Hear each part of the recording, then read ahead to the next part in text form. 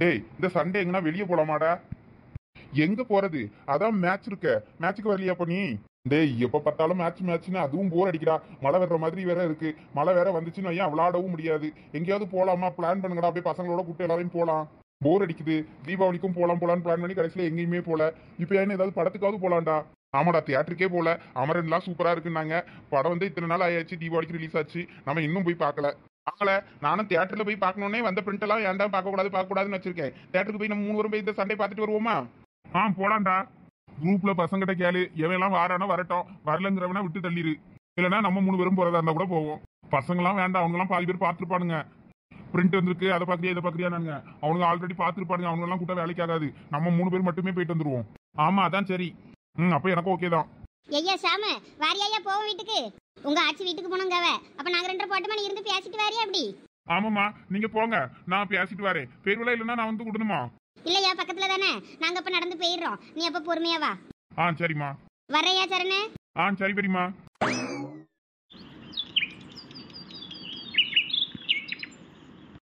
எல்லாம் பச்சி எப்படி இருக்கு? நல்லா இருக்கா? உப்பு கிப்பு எதுவும் இல்லைன்னா பார்த்து சொல்லு, போட்டுக்கிடுவோம்ல கையோட. எல்லாம் கரெக்டா தான் இருக்கு, சூப்பரா இருக்கு. போ, சாயங்காலம் ஒரு டம்ளர் காப்பியும் பச்சியும் செஞ்சு தந்தா நல்லா இருக்கும்னு சொன்னேன்.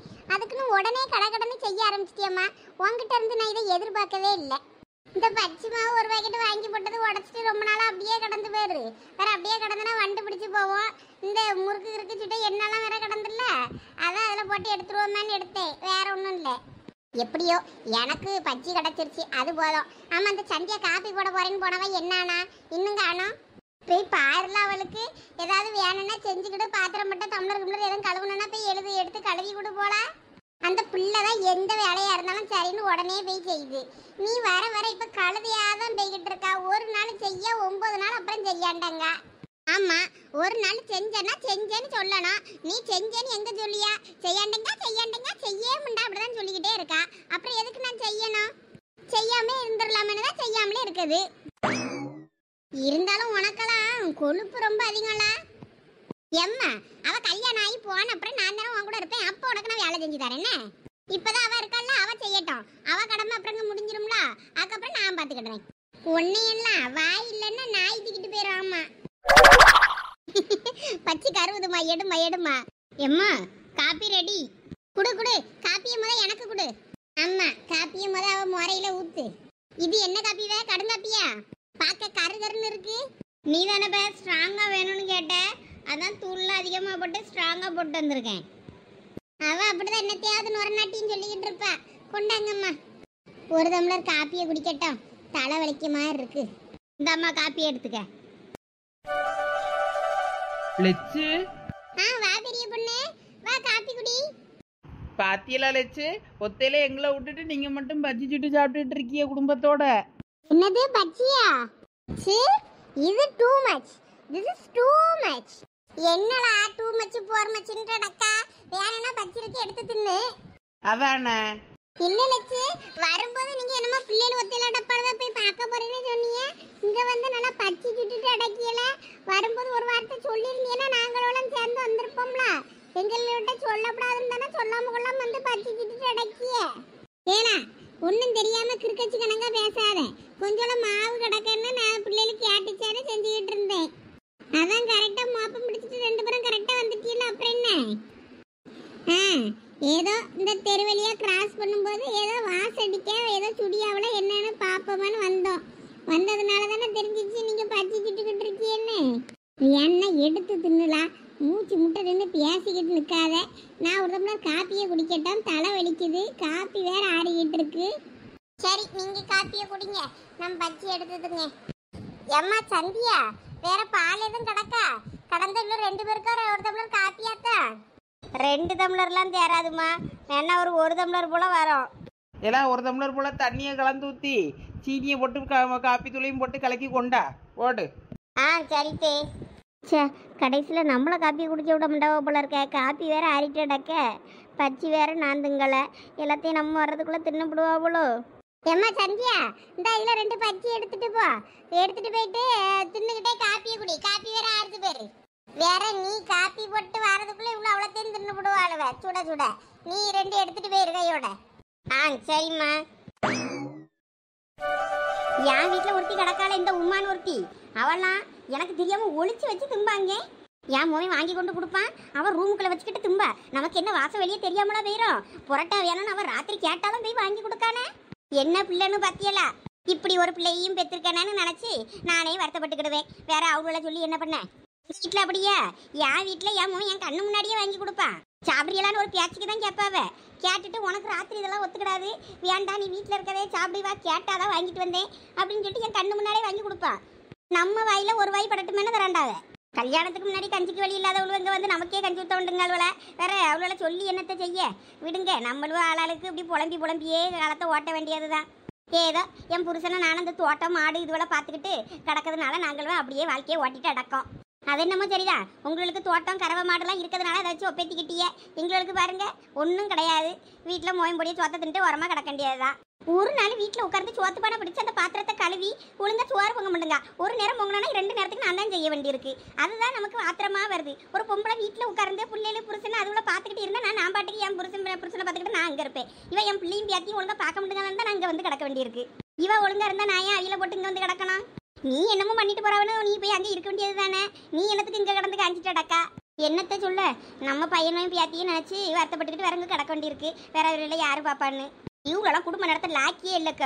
வீட்டுக்குள்ள ஒரு பொம்பளை இருந்து சட்டிப்பான பாத்திரத்தை கழுவி எடுத்து சோறை பொங்கி அந்திக்கு நேரம் ஆகி வச்சு விளக்கேற்றணும். விளக்கேற்றி வீட்டில் இருக்கவா தான் பொம்பளை. அது வீடு வீடாக உட்காந்து கதை பேசிக்கிட்டு இருடுறதுக்கும் பொழுதுக்கும் வந்து வீடு வந்து சேர்ந்தா இவளுக்கு என்ன பொம்பளைவான்னு கேட்கேன். அப்படி சொல்லுங்க. அதெல்லாம் செய்ய முடியாளுவ. அதான் வீட்டில் வேலைக்காரின்னு நம்ம ஒருத்தி இருக்கும்ல, வேற எப்படி செய்வாளுவ? என்னலை தண்டை பண்ணி உன் மருமகளை போய் பார்த்துட்டு வந்துட்டியா? என்ன சொன்னா? என்கிட்ட எப்பயும் என் மருமவா அளவா தானே பேசுவா. ஒன்றும் பெருசா ஒன்றும் பேசல, சிரிச்சு அவ்வளோதான். சரின்னு பார்த்துட்டு வந்தேன். தாய் மாமன் சடங்கு வச்ச பிள்ளைக்கு எவ்வளோ பவுன்ல போட போறா? அவன் என்ன 5-6 பவுனா வாங்கி போட போறான்? என்ன நீ இப்படி சொல்லிட்டா? நாங்க அத்தகாரி முறை நாங்களே அவனுக்கு 2 பவுன் போடலான்னு இருக்கோம். அவன் ஒரு 3 பவுனாவது போடாண்டாமாக்கா. தாய் மாமன்ல சட்டியில இருந்தா தானே ஆப்பையில வரும். அவன்கிட்ட என்ன இருக்கு? ஒன்றும் கிடையாது. அவன் ஒரு கிராமுக்கு மோதிரங்குதான் ஏதாவது வாங்கி போடுவானா இருக்கும். அதனால உடனே சடங்கு வச்சு விட வேண்டியதுதான். முன்னாடி தான் தாய் மாமனை எதிர்பார்த்து அவ்வளோரும் அவிய சொல்ற நாளுக்கு வைப்பாவ. இப்போ நம்ம நாளுக்கு வச்சுட்டு போக வேண்டியதுதான். அவன் இவ்வளோ நாள் சம்பாதிச்சு அங்கே பொண்டாட்டிக்கு கொடுத்துட்டு வந்துட்டான். அவன்கிட்ட வேற என்ன இருக்கு? அவன் கோமலத்தை தவிர ஒன்றும் கிடையாது. அதான் துரத்தி விட்டுட்டாளே. ரமணி, நீ அப்படி சொல்லாத. சும்மா இருக்கா? நீ தேவையில்லாம அவளுக்கு சப்போர்ட் பண்ணிக்கிட்டே இருக்காத. கடுப்பாகுது. நீ எந்திரிச்சு வாக்கா. ராத்திரிக்கு சாப்பாடு என்ன ஏதுன்னு பார்ப்போம். வாரேன் இருங்க மைனி, நானும் வாரேன். வா வா. சப்பாத்தி உருட்டதுக்கு ஆள்லாம் தேவைதான் படுது. ஒருத்தர் மாவை பசங்க, நான் குருமா வைக்கேன். அவ்வளோ இருக்க ராத்திரிக்கு சப்பாத்தி தான். ஐயா, ஆச்சிக்கு கொஞ்சம் வெத்தலை வாங்கிட்டு வரீங்களா? ஐயா, வெத்தலையே வீட்டுல இருந்து எடுத்துட்டு வராம வந்துட்டேன். சரி ருக்கு, வாங்கிட்டு வரேன். வெத்தலை போடலன்னா உயிர் போயிடும் இவள் கிளவிக்கு. கோபடாம வாங்கிட்டு வாயா சீக்கிரம். அப்புறம் போயில பாக்கு எல்லாமே வாங்கிட்டு வா. ஒன்னும் வாங்கல நானு. சரி சரண் வா. இந்த வாரேன். நம்மளும் கொஞ்சம் உள்ள போய் முதுவ சாய்ப்போம். குறுக்கெல்லாம் நோவுது. அக்கா சொன்னது சரிதான். நம்மக்கிட்ட என்ன இருக்கு? நம்ம என்ன செய்ய போகிறோம் பிள்ளைக்கு? நான் அப்போவே நினச்ச மாதிரி வீட்டுக்கு போய் லட்சுமி கிட்ட அந்த செயினை வாங்கிட்டு வந்தாவது நம்ம போட்டாகணும். அப்போ தான் நமக்கும் கௌரவம், அக்காவுக்கும் கௌரவம்.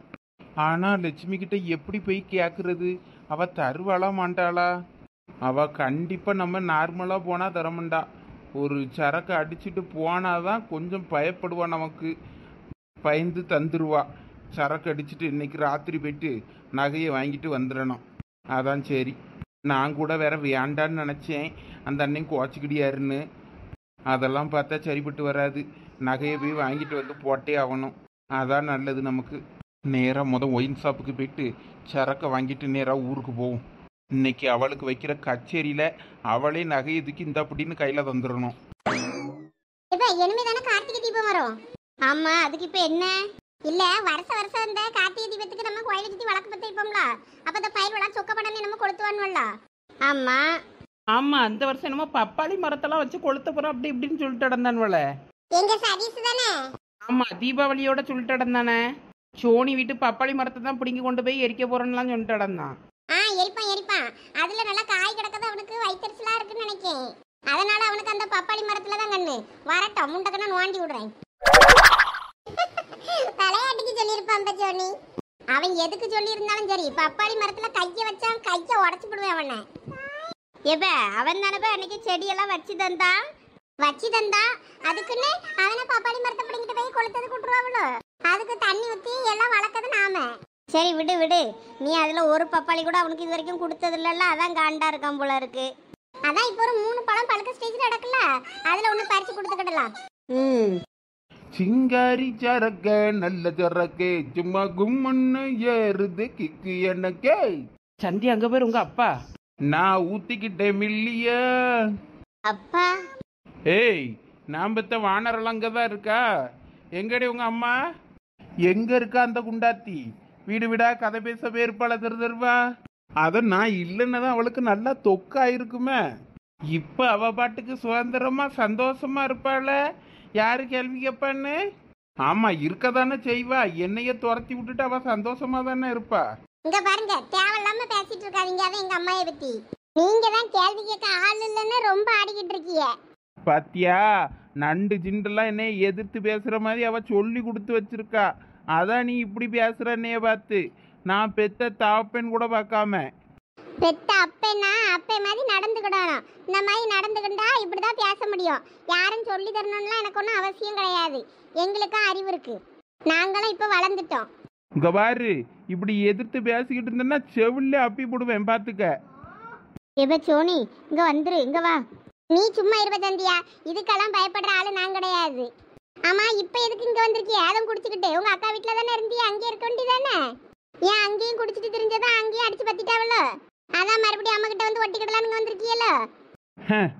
எனக்கு ஒன்றும் அவ தயவு தேவை கிடையாது. அவளுக்கு தான் என் தயவு தேவைப்படும்.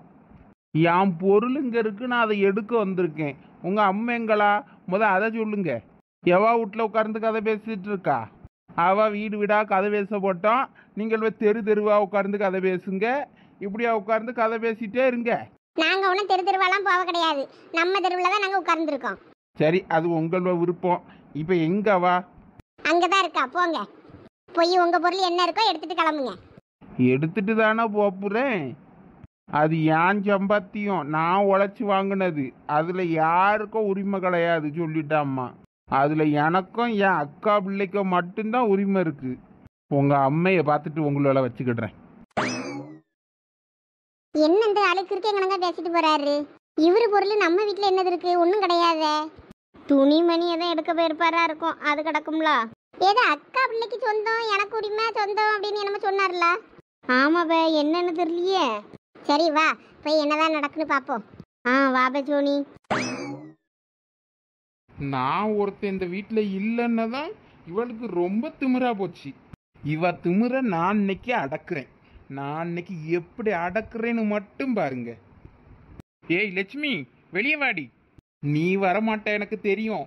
நீ சரியான திமிரு பிடிச்சவ. இரு, நானே வாரேன். யாரு இவளா? இவ 10 பைசாக்கு தேர மாட்டா. ரொம்ப கிண்டல் பண்ணாதீங்க. இந்த தடவை கார்த்திகை தீபம் அன்னைக்கு நான் கொழுக்கடை சுட்டு தரேன். அது நீங்க சாப்பிட்டு பார்த்துட்டு எப்படி இருக்குன்னு சொல்லுங்க. சொல்லிட்டேன். நான் எப்படி செய்வேன், என் கைப்பக்கம் என்னன்னே தெரியாம நீங்க என்னை கிண்டல் பண்ணிக்கிட்டு இருக்கீங்க. நீ என்னைக்காவது ஒரு நாள் என்னத்தையாவது செஞ்சு எங்கள்கிட்ட கொண்டு நீட்னாதானலாம் தெரியும் நீ என்னன்னு செய்வான்னு. நீ தான் ஒரு நாள் ஒன்றும் செஞ்சு கொண்டாடாண்டங்கிய. வேற அவளும் இப்படிதான் கிண்டல் பண்ணுவாளுவே. சரிக்கா சரிக்கா, இந்த முறை கார்த்திகை தீபத்துக்கு எல்லாரும் கொழுக்கடை சுடுங்க. நான் என் வீட்டில் சுட்டு கொண்டாறேன். எப்படி இருக்குன்னு மட்டும் பார்ப்போம். எங்கள் வீட்டில் நான் பொட்ட பிள்ளையா இருக்கும்போது நான் தாக்கோ ஓலையில அழகா வைப்பேன். மாவுலாம் ஓலையை விட்டு கூட வெளியே வராது தெரியுமா? அழகா பூ போல இருக்கும். ஓலையில மாவு வைக்கிறது தான் என் பிள்ளைகள் பச்சை பிள்ளைகளோட செய்யுமே. மாவு பிணைகிற பக்குவம் தான் இருக்கு. அது எப்படி செய்வேன்? அதெல்லாம் நான் சூப்பரா பக்குவமா செய்வேன். சும்மா 4 முடி. சரி, பார்க்க தானே போறோம். லட்சுமி அக்கா, உங்களை யாரோ கூப்பிடிய மாதிரியே இருக்கு எனக்கு என்னமோ. ஆமா, எனக்கு அப்பயே அப்படிதான் கேட்டுச்சு. அப்புறம் ஒரு சத்தமும் இல்லை. ஒருவேளை நம்ம மனப்பிரமையும் நினைச்சிட்டேன். என்ன யார் கூப்பிடுவோம்? அந்த பிள்ளைகள் தான் வேணா எம்மன்னு கத்திட்டு அடக்கமா இருக்கும். சோறு கீரை எதுவும் போட்டுதான்னு அதுவளே போட்டு திங்க. பச்சை பிள்ளைகளெல்லாம் என்ன நம்ம போட்டு கொடுக்கறதுக்கு? எருமை மாடு கணக்கா இருக்காளுவ, ஒரு வேலை செஞ்சு தராண்டானுங்காளுவ, அவளோடய போட்டு தும்பாளுவ. ஆமாக்கா, இந்த பிள்ளைல வேலை வாங்குறதுக்குள்ள நமக்கு போதும் ஆயிருது. என் வீட்டுல ஒருத்தி கிடக்கால, அவளெல்லாம் நான் ஏதாவது ஒண்ணு சொல்லிட்டேன்னு வைங்களேன், உடனே மூஞ்சி தூக்கி வச்சுக்கிட்டு ரூமுக்குள்ள போய் உட்கார்ந்துக்கிட்டியா. நமக்கு பிள்ளைகள திட்டவும் பயமா இருக்கு. வயசுக்கு வந்து பிள்ளையாச்சே, திட்டி ஏதாவது ஒண்ணு கிடக்க ஒண்ணு பண்ணிக்கிட்டு நம்ம பயந்துதான், இதுகளுக்கு பயந்துதான் நம்ம பேச வேண்டி இருக்கு. அப்படி சொல்லி சரசு, அதுக்கு பயந்து போய் தான் இப்ப அந்த பிள்ளைகள நான் வர வர திட்டுறதெல்லாம் குறைச்சிட்டேனே. எங்க குறைச்சிய? அப்பப்ப லொல்லு லொல்லுன்னு குறைச்சிட்டு தான் அடக்கிய நாங்க பார்க்க தானே செய்யும். அடியே லட்சுமி, என்னலா இங்க கூத்த அடிச்சுக்கிட்டு இருக்க கூத்து? ஒரு புருஷன் வீட்டுக்கு வந்திருக்கேன், சரக்கடிக்க வீட்டில் சைடிஸை தேடனா ஒன்றும் கிடையாது. குச்சி சிப்ஸை வாங்கி போட்டிருக்க, ஒரு முட்டை கிட்ட வந்து போட்டுதா? வா எந்திரி, ஆப்பாயில் போட்டுதா? அடடே என்ன இந்த அண்ணன் இன்னும் திருந்தல போல இருக்கே. என்னெல்லாம் முறைக்க குந்தாணி? வா வந்து முட்டையை போட்டுதா? என்ன இப்போ என்னத்துக்கு இந்த குடிகார பைய வந்திருக்கான்னு பாக்கியோ? எல்லாம் காரண காரியமாக தான் வந்திருக்கேன். நான் உழைச்சி சம்பாதிச்சதெல்லாம் திருப்பி வாங்கிட்டு போலான்னு வந்திருக்கேன். ஐயோ இப்ப என்ன நடக்க போதோ தெரியலையே. ஒன்றும் நடக்காது. அம்மா கிட்ட கையில காலில் விழுந்தாது சேர்ந்துடலான்னு நினைச்சு வந்திருப்பாரா இருக்கும். நம்ம கிட்ட சும்மா சீனை போட்டுட்டு போறாரு. அவியல்வே பேசுறத பார்த்தா அப்படி தெரியல, பிரச்சனை பெருசாகிற மாதிரி தான் தெரியுது. புரியல உங்களுக்கு இப்ப என்ன பிரச்சனை? எதுக்கு இப்ப குடிச்சிட்டு இங்க வந்து ஆடிக்கிட்டு இருக்கியாரு? அம்மா அந்த அண்ணன் இன்னும் திருந்தலையா? எனக்கா என்ன பிரச்சனைன்னு கேட்கா? நீ கேட்க தானே செய்வா. நான் இல்லாமல் நீ நல்லா குதூகலமாக நல்லா கொண்டாட்டமாக தானே இருக்கா? பாரு, அவ்வளோ வரையும் கூட்டி வச்சு கும்மி அடிச்சுக்கிட்டு இருக்கிய. நான் இல்லைன்னா தான் உனக்கு ரொம்ப குளிர் விட்டு போச்சு. வேற என்ன சொல்றது? நீரு உமருக்கு இப்ப என்ன வேணும்னு சொல்லலாம். என்னத்துக்கு இப்ப என் வீட்டு வாசல்ல நின்றுட்டு கத்திட்டு இருக்கியாரு? ஓஹோ, இது உன் வீடு என்ன? ஆமாம் ஆமாம், நீ உன் வீடுன்னு சொல்லி தானே என்னைய கழுத்தை பிடிச்சி வெளியே தள்ளி விட்ட. என்ன இங்க பாருங்க, புருஷன் பொண்டாட்டி பிரச்சனையில தலையோட விடாதுன்னு தான் இவ்வளோ நேரம் நான் உட்கார்ந்துருந்தேன். நீங்க என்னண்ணே இப்படி பேசிக்கிட்டு இருக்கிய? நீங்க குடிக்காம கொள்ளாம ஒழுங்கா இருங்கன்னு தானே சொல்றவ அந்த அக்கா. அப்படி கேளு பெரிய பொண்ணு நல்லா. சும்மா எப்ப பார்த்தாலும் குடிச்சிட்டு வந்து தேவையில்லாம எதுக்குன்னே லட்சுமி அக்காட்ட பிரச்சனை பண்ணிக்கிட்டு இருக்கிய? ஆமண்ணே கொஞ்சம் மாதிரி திருந்தி வாழ பாருங்க. நான் கூட இனிமே தானே குடிக்க மாட்டாவளா இருக்கும்னு நினைச்சேன். பார்த்தனா மறுபடியும் சரக்கு பாட்டலும் கையுமா எல்லாம் தெரிஞ்சுக்கிட்டு இருக்கியே. என்னலா லட்சுமி, ஆளை வச்சு அவ்வளோ வரையும் பேச வச்சு வேடிக்கை பார்த்துக்கிட்டு இருக்கிய நீ? இங்க பாருங்க, நான் யாரையும் பேச வச்சு பாத்துக்கிட்டு இருக்கணும்னு இல்ல. ஐயோ கேக்குறதுலாம் நியாயமா தானே கேட்காவ. கேட்கறதுக்கு பதில சொல்லுங்க. அதெல்லாம் நான் யாருக்கும் பதில் சொல்லணும்னு அவசியம் இல்லை. அவசியம் இல்லைன்னா கிளம்புங்க. வேற என்னத்துக்கு இங்க வந்து பிரச்சனை பண்ணிக்கிட்டு இருக்கிய? நான் என் பொண்டாட்டிக்கிட்ட பேசிக்கிட்டு இருக்கேன். சொல்லு போய், உங்களுக்கு என்ன பிரச்சனை? என்னத்துக்கு இப்ப குடிச்சிட்டு இங்க வந்து ஆட்டம் போட்டுக்கிட்டு இருக்கியாரு? கொஞ்ச நெஞ்ச இருக்க மானத்தையும் வாங்கிட்டு போலான்னு வந்தியாரோ? நான் தான் உமருக்கு எனக்கு எந்த சங்கத்தமும் இல்ல. நீர் உன் வாழ்க்கையை பார்த்துட்டு போறேன், நான் என் வாழ்க்கையை பார்த்துக்கிட்டேன், என் பிள்ளைல பார்த்துக்கிட்டேன்ட்டேனே. வேற என்னத்துக்கு வந்தியாரு? இங்க பாரு, நான் உங்ககிட்ட பிரச்சனை பண்ணணும்னு வரல. நான் சம்பாதிச்சு உங்ககிட்ட பிள்ளைகளுக்குன்னு நகையை ஒரு 3 பவுனுக்கான சேர்த்தோம்ல, ஒரு லாஸ்ட்ல ஒரு செயின் பண்ணணும் பாரு சந்தியாளுக்கு, அந்த நகையை மட்டும் எடுத்து தான் நான் பாட்டுக்கு போயிட்டு இருக்கேன். ஏது பிள்ளைக்கு சேர்த்து வச்ச நகையை தரணுமா? அந்த நகையும் கொண்டு போய் வித்து குடிக்கிறது கலையறீரோ? அந்த அளவுக்கு உமருக்கு குடி முக்கியமா வச்சேன்னா நான் ஏன் 2 பொட்ட பிள்ளைகளுக்காண்டி சிறுக நான் மணி போல சேர்த்து வச்சிருக்க நகையை கொண்டு போய் நீர் இப்ப வித்து குடிக்கணும் தானே? அதை கொண்டு ஒவ்வொரு வாயில போடுறதுக்கு தானே இப்ப பாக்கியாரு. இங்க பாரு, நீ தேவையில்லாம பேசிட்டு இருக்க. நீ அந்த நகையை என்கிட்ட கொடு, அதை நான் குடிக்கேன் விற்கேன் இல்லை கொண்டாடியேன் என்னமும் பண்ணிட்டு போறேன். ஒழுங்கு மரியாதையா அந்த நகையை தான் நான் இடத்த காலி பண்றேன். நகையெல்லாம் தர முடியாது. என் பிள்ளைகளுக்காண்டி நான் சேர்த்த நகையை உங்கள்கிட்ட தந்துட்டு நான் இருப்பேனோ? இங்க பாரு, உன் பிள்ளைகளுக்கு நீ சேர்த்ததுன்னு சொல்லாத. அது நான் சம்பாதிச்சு நான் வந்தப்புறம் சம்பாதிச்சதுல வாங்கின நகை. அதுல என் சம்பாத்தியமும் இருக்கு. நான் இல்லைன்னா அந்த நகை வாங்கப்பட்டிருக்காது. ஒழுங்கா அந்த நகையை எனக்கு தந்துரு சொல்லிட்டேன். இவ்வளோ நேரம் நான் வீட்டுக்குள்ளே போய் சாவியை தான் தேடினேன். பீரோ சாவியை காணோம். கிடச்சிருந்துன்னா அப்பயே எடுத்துட்டு அப்படியே போயிருப்பேன். காணாம தான் நான் அப்படியே கிச்சன்ல இருந்து அவ்வளோ இடமும் சுற்றிட்டு தான் மறுபடியும் உன்னைய தேடி வந்தேன். ஒழுங்கா நீ எனக்கு நகை எடுத்து தந்தன்னா அப்படியே வாங்கிட்டு போவேன். இல்லைன்னா பீரோவை கொண்டு அடித்து உடச்சி நான் எடுத்துட்டு போயிட்டு இருப்பேன். எனக்குலாம் நான் இதை பற்றிலாம் வருத்தே பட மாட்டேன், கவலையே பட மாட்டேன். நீர் நகைய மட்டும் கை வச்சு பாருமே பீரோல வெயி. உங்களுக்கு கையை காலை உடச்சி நான் உங்களை கடையில போடுறேன்னா இல்லையான்னு பார்ப்போம். போடுங்கக்கா, இவரெல்லாம் கை காலை முறிச்சு போட்டாதாங்க திருந்துவாரு. உமா, கலந்துலக்க ஏதாவது கிடந்தா எடு, மண்டையிலே போடுவோம். போற போக்க பார்த்தா அதான் நடக்கும் போல தெரியுது. இந்த அக்கா இந்த ஆளை தூக்கி போட்டு மீச்சாலும் தப்பே கிடையாதம்மா. இப்போ நீ செயின் எடுத்து தாரியா, நான் இல்லை பீரோவை உடச்சி எடுத்துக்கிடட்டுமா? போடு, அப்படிதான். இவரெல்லாம் இப்படி அடைஞ்சாதான் சரிபட்டு வருவார். ஐயோ, என்ன கொண்டு விட்டாலே. இரு போய் வாரேன். உங்களுக்கு நெஞ்சிலே மீச்சி நெஞ்சில மஞ்சள் சொத்தனை எடுக்கல. இன்னைக்கு என் பேர் லட்சுமி கிடையாது. போடுங்கக்கா, அப்படிதான் நல்லா அடிச்சு வெளுங்க. நகை விற்க விலைக்கு நகையை கொண்டு போய் விற்கிறதுக்குள்ள நிற்காரு இந்த மனுஷன். அதானே நகையை விற்று குடிக்க அளவுக்கு ஆகிவிட்டாரு இந்த ஆளு. லட்சுமி அக்கா அந்த ஆளை பத்தி விட்டதுல தப்பே கிடையாது. ஐயோ கடவுளே, யானை கணங்க இருந்துக்கிட்டு என் ஆளை இப்படி யாரி நிற்காளே. எம்மா யாரு நின்று கொண்டு விடாதப்ப அந்த ஆளை. ஏலா வாயை மூடிக்கிட்டு கொஞ்ச நேரம் சும்மா இருங்களா? இந்த மனுஷன் நகையை எடுத்துட்டு போய் வித்து குடிக்கிறதுக்கு நிற்காரு. வேற இவர் என்ன பண்ண சொல்றீங்க? பீரோவை உடைச்சி எடுத்துட்டு போவீங்க, அந்த கையை நம்ம உடைக்காண்டாமா? ஏடி ஏடி ஏடி ஏடி குந்தாணி, நகையை எடுத்துட்டு போய் வித்து குடிக்கிறதுக்கு இல்லலா, எங்க அக்கா முக சடங்குக்கு அவளுக்கு நகை போடியதுக்கு தான் இந்த நகையை கேட்கேன். எம்மா இப்ப நீ மிதி, இனிமே தப்பே கிடையாது. இவ்வளவு நாள் நீர் கொடுத்தது பத்தாதுன்னு இப்போ நம்ம பிள்ளைக்கு செஞ்சு வச்ச நகையும் கொண்டு போய் கொடுக்கலான்னு இருக்கியாரோ? எல்லாத்தையும் கொடுத்துட்டு தெருவுல ஆண்டியா நீர் நிக்கிறது பத்தாது, இந்த நகையும் கொண்டு கொடுத்துட்டு நான் பிள்ளைகளை வச்சுக்கிட்டு தெருவுல நிக்கணும். அதானே உங்களுக்கு ஆசை? அவரு அக்கா மோளுக்கு செய்யணும்னா அவரு போய் செய்ய வேண்டியதானே, உழைச்சி சம்பாதிச்சு. என்னத்துக்கு இங்க வந்து கேட்டுட்டு இருக்காரு நகைய? அதான் பொட்ட பிள்ளைகளுக்கு சேர்த்து வச்சிருக்க நகைய இன்னும் 2-3 வருஷத்துல பிள்ளைய கட்டி கொடுக்க வேண்டியிருக்கான். இவர் என்னன்னா நகையை கெட்டு வந்தேன்னு வந்திருக்காரு. இவரு என்ன மனுஷன்? சரியான கூறுகட்ட மனுஷன்தான், வேற என்னத்த சொல்ல. லட்சுமி அக்கா சொல்றதும் சரிதானே. இவரு சொத்து பத்துன்னு எல்லாத்தையும் அக்காட்ட எழுதி கொடுத்துட்டு இப்ப மறுபடியும் நகைக்கு வந்தா என்ன அர்த்தம்? நல்லா தூக்கி போட்டு மீதிங்க அக்கா, இன்னும் 4 மணி சேர்த்து மீதிங்க அந்த ஆளை. அப்பவே அவர் பிட்டி முறிஞ்சாலும் முறிஞ்சிருக்கோன்னு நினைக்கேன். லட்சி யாரி நிற்கதை பார்த்தா. அக்கா ஒரு கலதான் வச்சிருக்காவ, சும்மா தான் வச்சிருப்பாவன்னு நினைக்கிறேன். அப்ப சேர்த்து ஒரு இறுக்கி விடுங்க அக்கா, பிட்டி உடஞ்சி போட்டோம். கடையில கடந்தாதான் வரலாம் திருந்துவாரு. வேற கடைசி காலத்துல லட்சுமி அக்கா தான் கஞ்சுத்த வேண்டி இருக்கும். சும்மா கடங்களா எதையும் உசுப்பேத்தி விட்டுட்டு அடக்காதீங்க. ஐயோ லட்சுமி, தயவு செய்து கீழே இறங்கு. அட குந்தாணி, நம்மள இன்னைக்கு கொண்டு விடுவா போல இருக்க. எம்மா தாயே, என்னால முடியல, என்னைய விட்டுரு, தெரியாம வந்துட்டேன். எம்மா அப்பா பாவம் போய் இறங்கு. இந்த ஆளுக்கெல்லாம் நீங்கள் போய் சப்போர்ட் பண்ணாதீங்களா? எம்மா எனக்கு நகையும் வேண்டாம், ஒன்றும் வேண்டாம், நான் போறேன். உன் அக்கா பிள்ளைக்கு நீ செய்யணும்னா மொய் முறை செய்யறதுக்கு நீ சம்பாதிச்சு கஷ்டப்பட்டு உழைச்சி நீ உன் சம்பாத்தியத்துல கொண்டு போய் கொடு. இந்த நகையெல்லாம் நான் தர முடியாது. அதுவும் நான் சம்பாதிச்சது தானடி, அது வேற எவனுமா சம்பாதிச்சு தந்தான். அந்த இடம் யாரோடது, அந்த தோட்டம் யாரோடது, அது எல்லாம் என் இடம் தானே. ஆனா உழைப்பு நான் போட்டது. அதெல்லாம் எனக்கு தெரியாது. நான் அந்த நகையை தரமாட்டேன். என் பிள்ளைல நானே என்ன நீ கடைச்சப்பன்னு இருக்கேன்.